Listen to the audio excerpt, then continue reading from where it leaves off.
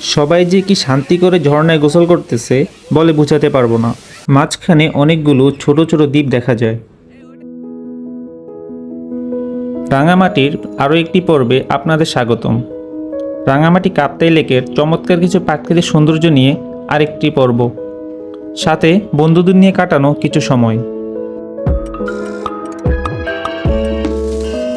গত পর্বে আমরা ঝুলন্ত বিশ্ব আদিবাসীদের বার্মিজ মার্কেট, সাথে কিছু অসাধারণ দৃশ্য ঘুরে দেখেছি।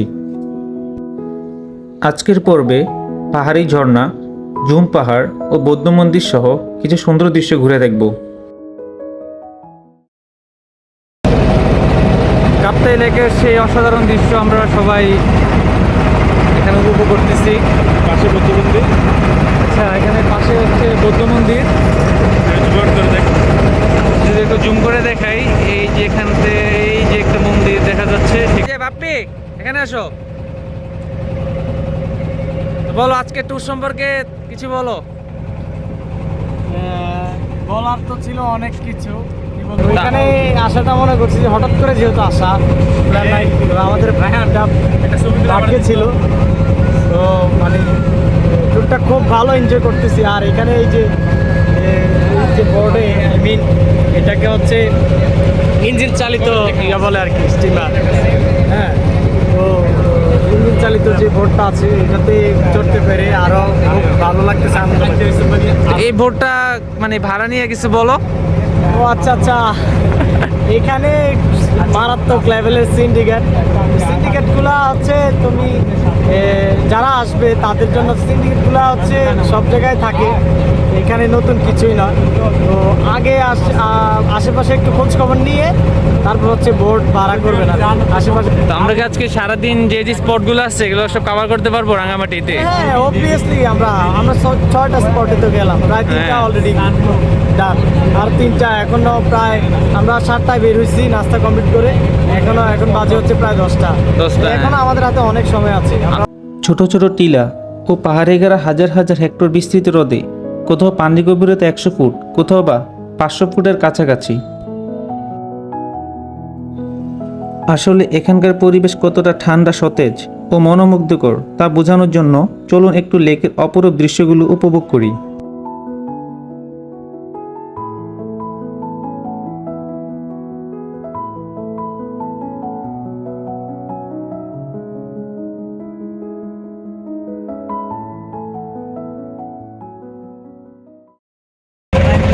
এইসব বলো, আমাদের যে সামনের ওচা পাহাড়টা দেখে তোমার অনুভূতিটা বলো। অনুভূতিটা আসলে বোঝানোর মতো না। এখন কেউ যদি এসে বুঝতে চায় তাকে এখানে আসতে হবে। হ্যাঁ, এখানে আসতে হবে। এই অনুভূতিটা বুঝতে চায় তার এখানে আসতে হবে। যে আসলে জিনিসটা সামনাসামনি জিনিসটা দেখতে কতটা সুন্দর লাগে। আচ্ছা সামনাসামনি জিনিসটা কতটা সুন্দর লাগে, ওই অবশ্যই আসতে হবে। আচ্ছা, আইসটা একদম ভালোভাবে ফিল করতে হবে যে আমরা মানুষ কতটা ক্ষুদ্র পাহাড়ের কাছে, তাও আমাদের মানুষের কত অহংকার। এই সেই সুবুলং ঝর্ণা। আমরা আসার পর এখানে কোনো পানি দেখতে পাইনি, তাই এখন অন্য একটি ঝর্ণাতে যাব। আমরা ছোট এই ঝর্ণার কাছে চলে আসলাম। সুবলং ঝর্ণা থেকে এই ঝর্ণাটা খুব বেশি দূর না, এই ঝর্ণাটি পার হয়ে সুবলং ঝর্ণাতে যেতে হয়। এই সাবধান কিন্তু, অনেক পিছলা। ঝর্ণাটি খুব বেশি একটা বড় ছিল না, কিন্তু ঝর্ণাতে পানির পরিমাণ অনেক বেশি ছিল। সবাই খুব আনন্দের সাথে এখানে গোসল করে নিলাম, আর পানিটা ছিল খুবই ঠান্ডা।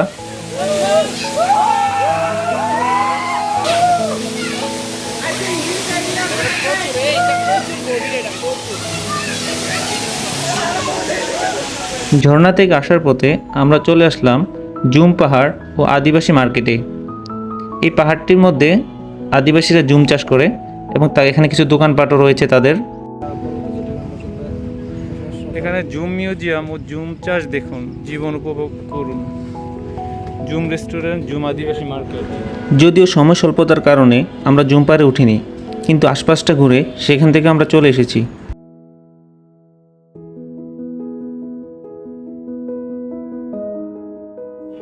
আমাদের পরবর্তী গন্তব্য বৌদ্ধ মন্দির ও টঙ্গর রেস্টুরেন্ট। সেখানে আমরা দুপুরে খাবার খেয়ে আজকের যাত্রার সমাপ্তি করব। এই সেই বৌদ্ধ মন্দির, আর পাশেরটা হচ্ছে চাকমা আদিবাসী মার্কেট। আমরা এই পাহাড়ের উপর দিয়ে সেই বৌদ্ধ মন্দিরটা একবার ঘুরে আসব।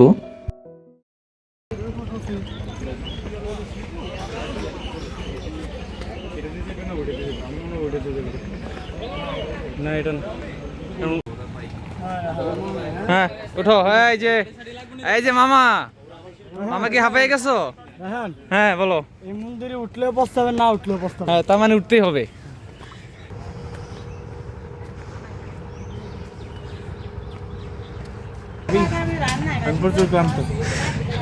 রায়হান, কেমন লাগতেছে? ক্লান্ত নাকি? এই মুহূর্তে এর চেয়ে ভালো মনে হয় কিছু হবে না এনার্জি বুস্ট করার জন্য। 80 টাকা। আপনি কত করে সেল করেন চাচি? কত করে সেল করেন? উনি 100 টাকা যাচ্ছে। 80 টাকা করে সেল করেন? হ্যাঁ, কিনে আছে 80 টাকা। কিনে 80 টাকা? আমার খরচ কোথায়? আচ্ছা আমরা 1 টাকা দিয়ে খাবো না। হ্যাঁ, তা ঠিক আছে, অবশ্যই। ঠিক আছে। এই সেই বৌদ্ধ মন্দির যেখানে আসার জন্য এত কষ্ট। বিশাল জলরাশি ভেদ করে যত সামনে যাবেন তত চোখের সামনে স্পষ্ট হতে শুরু করবে মুক্তিটির বিশাল আকৃতি। এই বৌদ্ধ মূর্তিটি যে পাহাড়ের চূড়ায় নির্মিত তার নাম শিলচরি। তবে এই পাহাড়ে নির্মিত মঠটিকে বলা হয় নির্বাণনগর। প্রায় 15 একর জমি নিয়ে গঠিত এই বিহারটি প্রায় 11 বছর আগে নির্মিত হয়েছিল।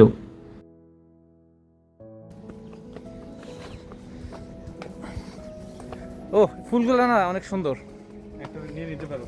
এই যে অসাধারণ। একটু পাপড় শেষ নিচে। সোজা 200 ফিট। অন্য একটি পথ ধরে মন্দিরের চূড়া থেকে নিচে নামছি। খুব সরু একটি রাস্তা। আমাদের পরবর্তী গন্তব্য টঙ্গ রেস্টুরেন্ট। সেখানে দুপুরে খাবার শেষ করে আজকের যাত্রার ইতি টানব।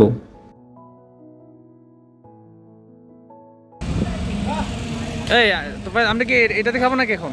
হ্যাঁ, এটা দেখো। আচ্ছা খাবার মেনু কি কি?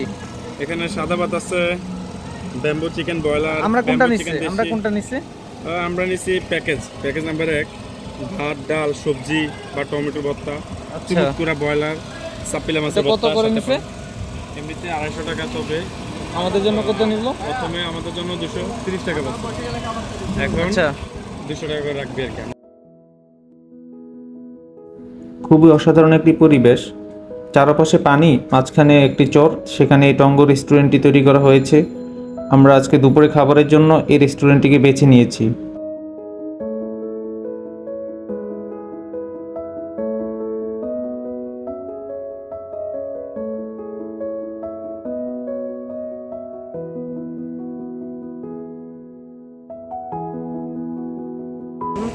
কাতলা মাছটাকে হচ্ছে অনেক ফ্রাই করা হচ্ছে, আচ্ছা আর তাতে হচ্ছে পেঁয়াজ কুচি, ধনে পাতা, কাঁচামরিচ মিক্স করে একটা ভর্তা বানিয়েছে।